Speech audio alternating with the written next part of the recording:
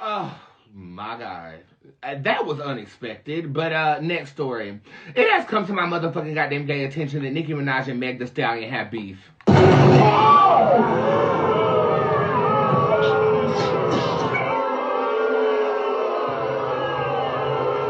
I don't really feel like Bob needs to do any reporting on this because it's pretty self-explanatory, if you ask me. Nicki worked with Meg, Meg worked with Cardi, now Nicki got a problem with Meg.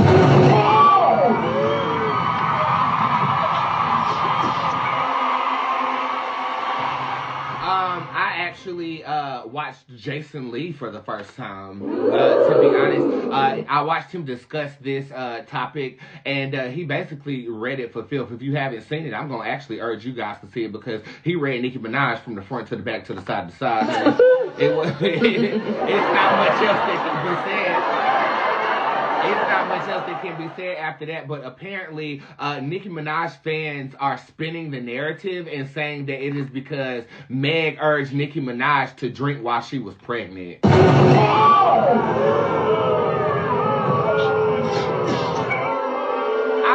find that to be a reach. Meg is younger than Nicki Minaj, and even if that was the case, that is not drama enough to stand on to say that that's why they have a problem. I feel like the Barbs are trying to come to the defense of their queen and pulling at straws to try to come up with something as to what Meg did wrong.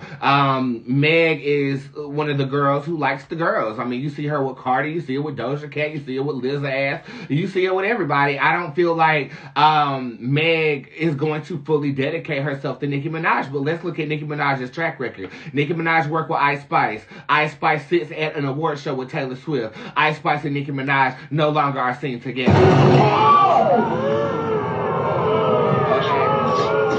Nicki Minaj takes on Bia. Bia, the only song that she had was The Whole Lot of Money in this motherfucker. I think she just came out with something else, but we haven't really heard much from her since she worked with Nicki Minaj. Other examples of this? Coi Leray. I haven't heard a lot from Coi Leray. Didn't she work with Nicki Minaj at one point in time? And now Coi Leray was on some interview talking about her daddy being in the way of her career. Some shit. I don't know.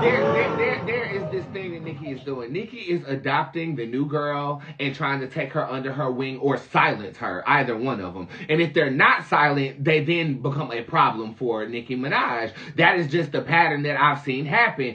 That is exactly what's happening with Meg Thee Stallion as well. She's worked with Nicki Minaj before. Then she moves on to work with other girls, and Nicki Minaj has a issue with that. Jason Lee breaks it down and says that Nicki Minaj is not the nicest person behind the scenes.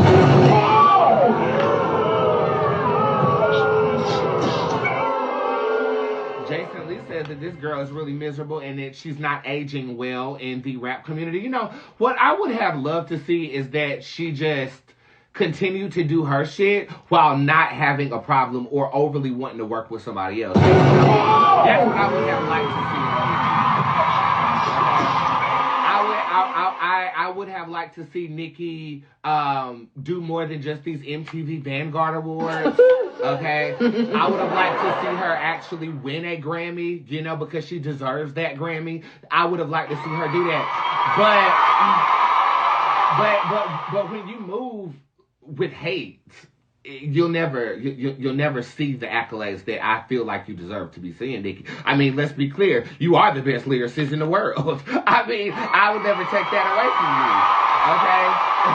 Like the way that you stitch together the stuff that you be saying is amazing. You know that you're amazing. Let your art speak for itself. But see, when your actions are speaking for you, it's, I guess, not a good look, and it turns off people of power. And apparently, if the girl that you adopt, you know, doesn't stick by you or is 100% loyal to you, even though that means they're not going to do anything after that, then you got a problem with that. So let's see exactly what the nature of the beef between Nicki Minaj and Meg Thee Stallion is.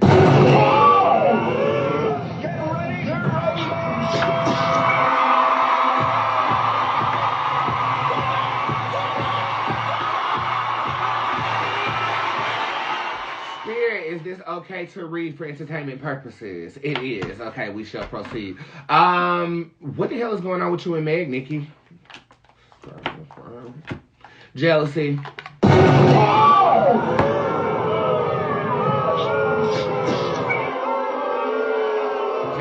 You got the sus card upright, which is a very pretty girl looking at another pretty girl. You also have the dark chief card upright as well here too. These two cards together are basically saying it's not room for both of us. That's basically what these two are talking about. The blue tarot card shows up in reverse.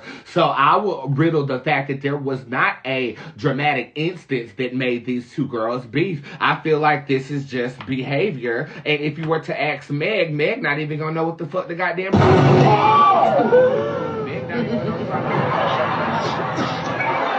This is also saying action versus reaction. So did Nicki Minaj unfollow Meg, or did Nicki Minaj do anything first and then Meg is playing defense? Because that's kind of what this is alluding to as well. One person is the protagonist and the other person is like receiving some type of backlash or something of this nature. How will this play out for the two of them? The Reaper card shows up upright. They'll walk away from each other, and I don't feel like they're ever going to work with each other again or even be seen in the same area.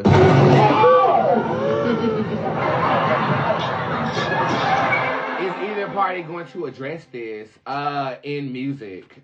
It's already been addressed in music. That's what this is. This says that it's already been addressed by both parties.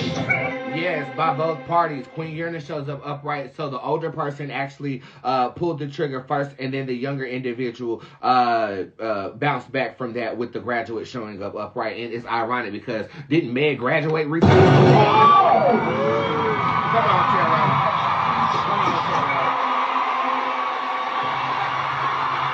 Okay, so this is some tit for tat high school bullshit based upon the new girl in town not being completely loyal to the queen of rap.